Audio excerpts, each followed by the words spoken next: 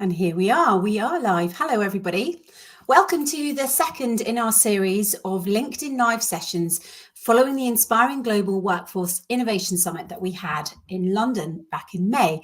Now, the summit sparked some really amazing conversations about the future of work, and we really want to keep the momentum around this going. So we've been doing some LinkedIn Lives, and there'll be more coming up. Today, we're going to be looking at inclusivity and diversity in the workplace. And as you can hopefully see, I'm joined by the lovely James Hare. James is a dedicated diversity specialist, and he owns the Equality Group. So welcome, James. Thank you. Yes, my name's James Hare. My pronouns are he, him.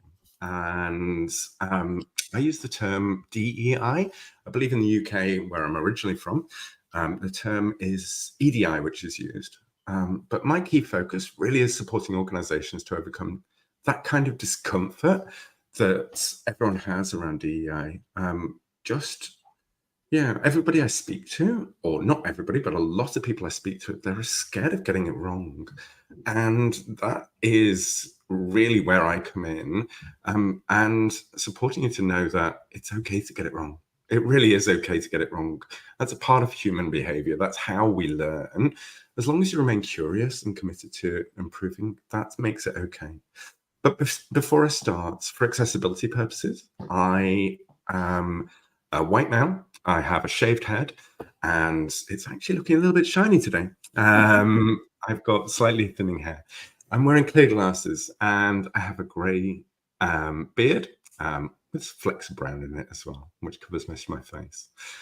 In Australia, where I'm based, we, in any session or meeting, we do a little acknowledgements to the traditional owners. So I'll just take a moment to acknowledge the traditional owners of the land on which I am currently, and they are the Gadigal people, and they are from the Eora Nation. So I welcome any First Nations people here or watching this session today. Thanks, Claire. That's a lovely tradition in Australia. I like that. I like that. Well, in the interests of describing myself, for anybody who might not be able to see me, we're going to sound really amazing. I also have a shiny forehead today. I'm a white woman with bobbed grey hair, and I also wear clear glasses, and we're both wearing the similar tones of brown and beige today. We sound really exciting, but in person we are very lively, aren't we? Very vibrant. Absolutely.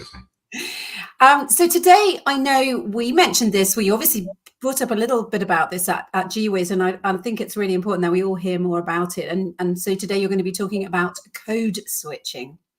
Yeah, it's a really interesting topic. It's quite complex, but actually, hopefully I can give it in simple terms.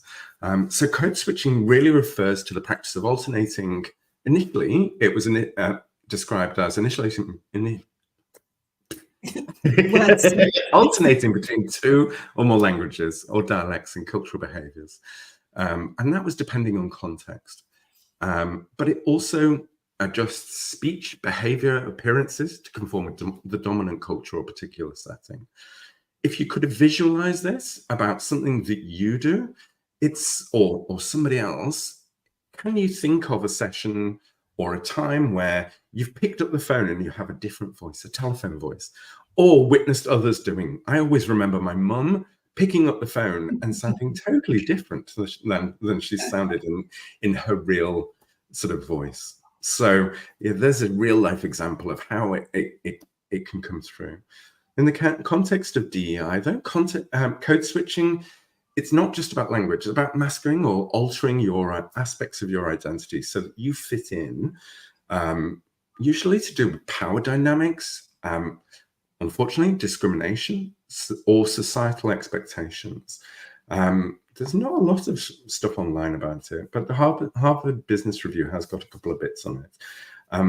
But it's really hones in on the fact that this is particularly within racial communities, in professional settings. It can be a strategy for success, but it also can be something quite telling and emotionally exhausting as individuals try to navigate, but then have this conflict that comes up between authenticity and acceptance. So Yeah. And also it must be, as you say, exhausting to do. I think about, I mean, I've come across it many times in my life, and again, not used it that in that term. I know when I speak to people whose English is their second language, I don't even know I do this. My children tell me I do it. They say, Mum, you put on this weird voice. Like I'm trying to, like a sort of pigeon. It's terrible. And I don't even know I am doing it. But I'm literally almost reflecting their voice back to them in a way, like their pigeon English. And it's cringe and I can't stop myself. But I also have seen it in my husband used to be in the army. And you would see it that certain people would put on specific voices if they were speaking to someone of a different rank. They would almost try to, like if they were speaking to an officer, they would adjust their voice to pretend that they were more that way themselves. And sometimes it's a nice, friendly thing to do in a way, in that you're trying to be like that person. So almost like you're mirroring there. But other ways, it's because you're almost faking who you are, which must be exhausting. Yeah, well, if you think about entering a room and having to scan that room constantly, even if you're having a conversation, you're still scanning the room for potential stresses, risks, and having to think about all those different things in addition to the conversation you're having. The amount you can contribute to that conversation is severely lacking. Yeah. So you're not actually bringing your full self. You're filtering and also scanning the environment for risks. So yeah, that's a huge part of the reasoning for code switching as well. But it can affect interpersonal relationships. It's makes people feel isolation or lack of genuine connection with others. But one of the really good examples of code switching is Barack Obama. And if you do a few little Googles of how he greets people, you can see how he shifts. So he can go from a really sort of calm sort of greeting where he's shaking somebody's hand to then when he greets other people, particularly Black people, they're much more passionate engagements. He's high-fiving, he's engaging in discussion. And this reflects a sort of an element of reflecting shared cultural experience. Yeah. That was actually deemed as a strength of his, and helped him to navigate all the different elements of his role as a public figure. So it's not all negative. Yeah, it can be very diplomatic. I mean, it's, people who are very successful networkers, who are very successful in working a room, they will be not necessarily even consciously, but sort of doing it in a way, like I said, that sometimes it's just to be, you're nice, you're mirroring. It's just you're finding that point of common contact, but that's in you already. If you're sort of really faking it, or if you're having to do it literally to keep yourself feeling safe, then it's negative. Otherwise it can be positive. I think there is also an element where it's also passed on. So me as a queer man, if I was in a leadership role and somebody who was identified as queer saw me having to code switch, they would then think and believe that they had to do it as well in order to succeed. So it's not just affecting me in that scenario, it's affecting people below me as well, or around me, if they see me doing something that they deem to be successful. Understood. So yeah, it's huge. It was interesting. I had just as a side point, but it might not be relevant. You can say, shut up, Claire, it's not relevant here. Just talking to somebody whose daughter is potentially on the autistic spectrum. And she's saying, girls particularly on the minor autistic spectrum, I think they call it something else now, so I don't have to get the term wrong. They are so good at mirroring what they think everybody else is doing. So they don't get noticed as potentially having any need for any special help or any need for a space that they feel safe in, because they are copying all the other kids at school.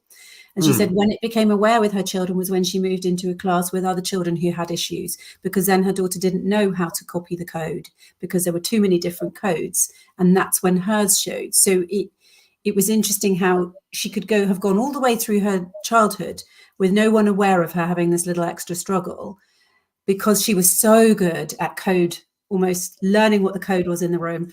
I'll adopt that. I'll do that. But then also never being able to be her authentic self. So there's lots of dangers in kind of switching codes. And that's interesting in the fact that lots of people, lots of women particularly, get late diagnoses of neurodiversity for that exact reason. So yeah, it's fascinating. But now I just thought I would sort of talk about, because we actually at GWIS, we did an exercise. Yeah, I remember that. It was actually quite fascinating because it actually opened a lot of people's eyes. The exercise was really simple, and it was just asking them the question with a partner to respond to what you did at the weekend. The twist was they were instructed to answer without disclosing names, genders, types of places, or specific places they went to. Now, Claire, you were there. Yeah, I remember it, and I've told so many people about it, because it's just that so subtle how you can't share real details about your life. You have to be thinking, I can't say that, I can't say that, I could say that, but I have to couch it like this. Now, there's obviously elements in all our lives when certain situations wouldn't be appropriate to talk about the detail because you're protecting someone's privacy or whatever. But when it's just about what you did at the weekend, which is what yours was, you know, not being able to share the gender or share the story because it would tell so much about your life. Now, if you are in a heteronormative relationship that's sort of very standard and what's expected, like, you know, me, say, middle-class woman with teenage kids, and I went to the garden centre with my husband, I'm allowed to say that. It's really normal for me to say that. I've never felt uncomfortable saying that in the workplace, apart from people think I'm older than I am because I go to the garden centre, but that's another. But to not be able to, if I couldn't say that because I wouldn't fit in somewhere, it feels weird, super weird and uncomfortable. And you just end up going, oh, this is exhausting. If I can't tell them that, I can't be bothered with this conversation. I'll just go off and do my own thing, and then realize how that's going to isolate me from people I just want to be having a good, friendly relationship with at work. And I know when I have been in that situation, it was also a lot easier just to remove yourself from the conversation. Quite. To just say not much and then walk away from the conversation. But then that makes you feel that you've been rude, you're not interested in other people, it's been an odd one, that one. But yeah, the participants' reactions, there was people that said it stifled their conversations. They felt it was really difficult to have to carefully and slowed them down because they weren't able to sort of connect the dots. They were having to navigate all the different elements and restrictions within that. But it highlighted to them that all the details that are tied to your identity within these details that they were trying to share. There was another person that was struggling to engage, and they kept on just getting frustrated and found it very difficult to be authentic within that conversation.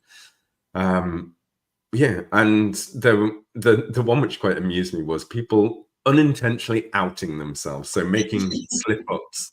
There was a few people that did that who just inadvertently outed themselves by slips or realizing a word that they had said wasn't connected to the things that were in the forbidden words, but it still gave away the gender of the person, or it still gave away the type of activity that they were doing. It's really worrying because you realize how you're going to limit, you can see how it would limit someone's career progression, because we bond with human beings over shared experiences, and we bond by talking about our weekends and stuff at work, and we have connections with people that might be senior to us because we do the same things, whatever it is. You can't share that stuff. You're just going to isolate yourself, and it'll be like, oh, he's a bit of an odd fish, isn't he? He never talks to anybody, or you know, or whatever. And it's like, no, they're this huge, amazing person, but they can't be themselves at work and prove that they'll just never do anything. They just sit in the corner and stare at their computer. And it's because they're absolutely I love that term, odd fish. Don't hear that in Australia, probably. Look, this exercise was actually designed to demonstrate code switching from an LGBTQIA+ perspective. showing how individuals might just alter responses or avoid revealing aspects of their identity that could lead to, and it's judgment, it's potential exclusion. Yeah. Sometimes it's risk to life. If you live in a remote area or you live in a country where it's not acceptable to be gay, this is risk to life stuff. It's even more dramatic, yeah. Yeah, but so the interesting thing is, though, this phenomenon, code switching, isn't just limited to sexual orientation. It occurs across various different dimensions of identity. So in a workplace role, then, if you were somebody who is suddenly thinking about this, as you mentioned there, leadership's the place, really, because if you're the leader and you're demonstrating that you're not code switching, that you can be free and be yourself, then that's instantly showing to anybody else below you on the sort of hierarchical pole at work, it's okay to be you. How do you start those conversations? How do you talk about it? Playing the game you just suggested? That's a good one, I guess. Building awareness, I think.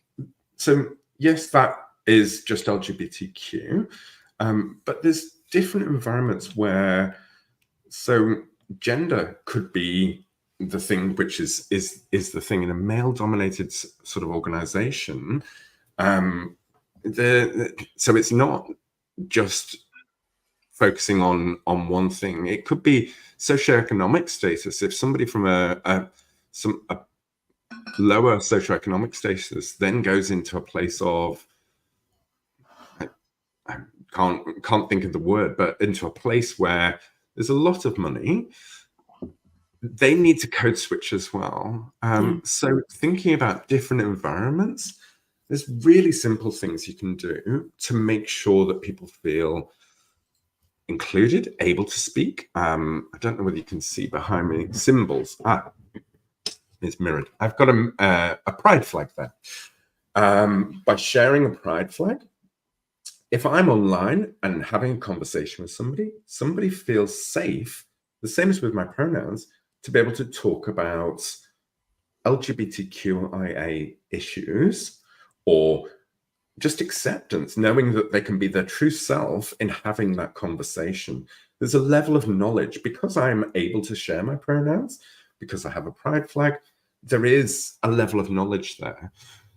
That can come with like different accreditations. It can come with just speaking to somebody yesterday that their sites don't have female toilets.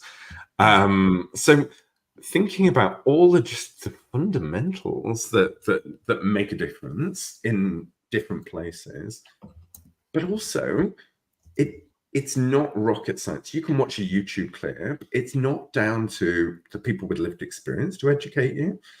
It is you are able to be curious, and even if you find a TikTok, if you find a YouTube clip that you find interesting and sort of expands your mind and your thinking around this, share it with your teams and ask them what stood out for them. Have a group discussion about something what did you notice? It's really simple things like in your advertising for jobs, having there's studies that show that people from a female perspective will only apply for a job if they meet 100% of the criteria. Yeah. Men will apply if they only meet 60%. That's the one. That's like the airplane one. Have you heard that one? Flying an airplane. Oh my goodness. So it was a joke. My daughter showed it to me, but she said apparently men will think, well, I could learn that. Yeah, I could fly a plane. Yeah, I could do that. I'd give it a go. Okay.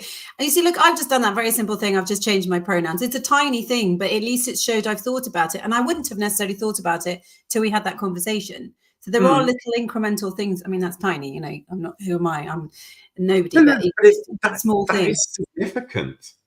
That makes people feel safe.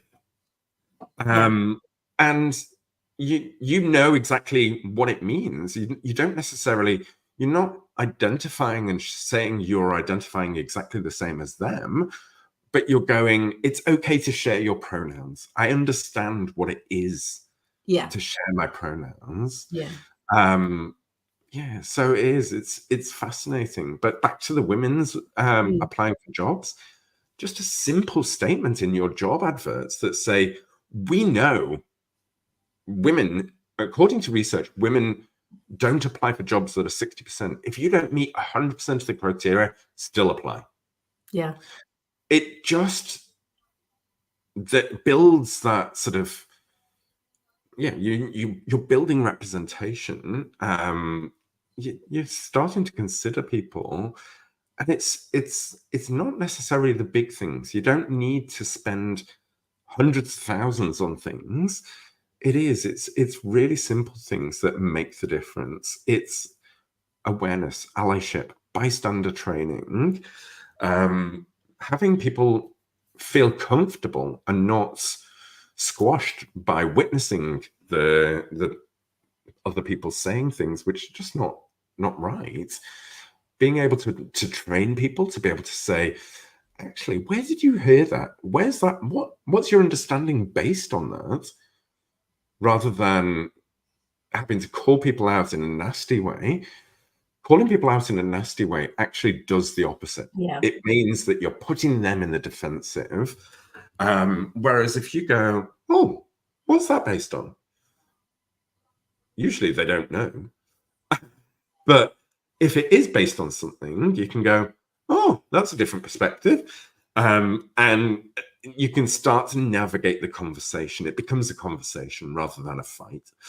What would you do if you thought, I suspect somebody's code switching and I don't want them to feel they have to? How do I make it that how can I sort of bring, without drawing attention, going, I don't think you're who you say you are. It's obviously not what you want to do, but it's like, how do you kind of let them know they don't need to code switch anymore? And do you think people are even aware? It's because it's, if you've had to maybe sort of navigate this yourself, were you code switching and not aware you were code switching? And then you suddenly realized, oh, this is what I'm doing. This was huge when I first learned about it. It was such an aha moment. And I think it's interesting because I don't think it's our role to tell people that they're code switching. No, but you just want to help them so that you want to help them feel safe. You don't want to say you're code switching. How do you help? By the way, are you gay? No. Yeah. That's not your role. But it's interesting. It's just creating safe environments where the symbols, and it could be as simple as a lot of places have Aboriginal flags. A lot of places, that's Australian. But there's lots of little sort of things that you can do that make it okay for all different people from different backgrounds. But yeah, I suppose the biggest thing is connection. Spending time with that person, taking time to consider them, understand how they best like to engage, what support they need from you. It's no different from any other sort of team management, but it's just taking the time to get to know somebody. That's great. I love it. I think it's very subtle, as you say. It's just listening. If you're really listening to somebody and you're really thinking, well, they don't talk much about their weekends, and just think, why is that? Or not even why is that? Like, I obviously don't know them well enough I don't have a close enough connection that they feel they can talk to me. So therefore the onus is on me to keep trying to make them more comfortable, rather than thinking, what's wrong with them? Have they got a problem? It's just, I'm obviously not someone who's maybe making it easy for them as the boss to talk in this environment. Or look to engage with them differently. I went to a site a couple of weeks ago that it was a WeWork place, and they have jigsaws in the communal areas where you can go and sit and chat to people and have bonding moments which aren't particularly about a thing. It's still a bonding moment. So you're taking time to make somebody feel safe without having to disclose anything at all. It's a shared moment. Yeah, and sometimes just you don't want to be firing questions, because I think we sometimes do that. We think that's how I'll make friends. I'll ask them about themselves. And to some people, they don't want to talk about that, particularly if they are trying to feel, or they feel they can't talk about who they are, that they feel they won't be safe or welcomed to do that. Well, I mean, thank you. You've given loads of information and ideas, but in a really subtle way. Is there anything you kind of think I want to talk about here and I haven't shared? Look, I think one thing which I didn't mention in the creating inclusive spaces is, and it's a project I've just finished, was about storytelling. So with the organization I worked with, they identified that there was a skills shortage. And we put together a program which was storytelling. So getting people to write and tell their story. Then we got and did a gallery of all these individuals. And the reason for it was so that people could understand and see themselves in these people that have succeeded. And the interconnection with succession and belonging really was the key to it. Somebody believed in them. They belonged, and that was the key to their succession. They went from being a cleaner to now running a large organization. And we had 30 people that did all different stories. They're now doing public speaking. We're doing a people's library where people who identify with them can book half an hour to have a chat, to talk about their journey and how they got there. We're doing, we did a gallery with 200 attendees to come and see their images and the representation. They're doing jobs fairs from it. It's such a simple practice and has empowered so many people by just sharing lived experience. And that is, yeah, it was fascinating. I think that's interesting because, you know, it's not that you have to share all your vulnerabilities with your team. You don't have to share all your deep heart, but there's such an assumption we make such quick assumptions on who people are, don't we? So we think, well, I won't fit in there. They're not my type of people, or and you need to find that human thing that's just like me. Ika, she's from a completely different background, completely different life experience, but that kind of correlates to me. So I can therefore see that person as someone I could be like, I could work with, and you don't see that when we're all just sort of sitting there looking corporate and worky in our pictures, and you're applying for a job somewhere, even if they've got all their friendly pictures on the website, you don't have any idea that you're going to fit in there. And if you see there's just these other elements to them, even if it's like, I love going, I don't know, what's it called? What do they do? Like, I've forgotten, I'm so old. You know, on May Days in the UK, and you used to have people who did that weird dancing. What were they called? Morris dancing. That's it. Yes. I love going Morris dancing at the weekend. I don't. But they might go, God, I have nothing in common with this. My granny used to be a Morris dancer. Whatever. I mean, obviously, it's on much more important things than that. But the point is, you just see an extra side to the person, an extra dimension to the people you work with or could work with, and then go, I could work with those people because they've shared a vulnerability, or they've shared about their background, or they've shared something. It doesn't even have to be a scary story, but they've given of themselves that makes me feel a connection or something. It's just lovely. I think that there is the other flip side to that as well, which is unconscious bias. And so much we don't. Yeah. Well, it's interesting because actually, and my background before doing diversity and inclusion was HR, and HR people like to put people in boxes. They like to create processes that sort of work across large groups of people, whereas diversity and inclusion is about the individual. Yeah. But in going back to unconscious bias is everybody. Yeah. We have to be able to make decisions. It's the amygdala. It's the front of your brain where it is going through that processing and going that or that. And it's like you make thousands and thousands of decisions without even knowing.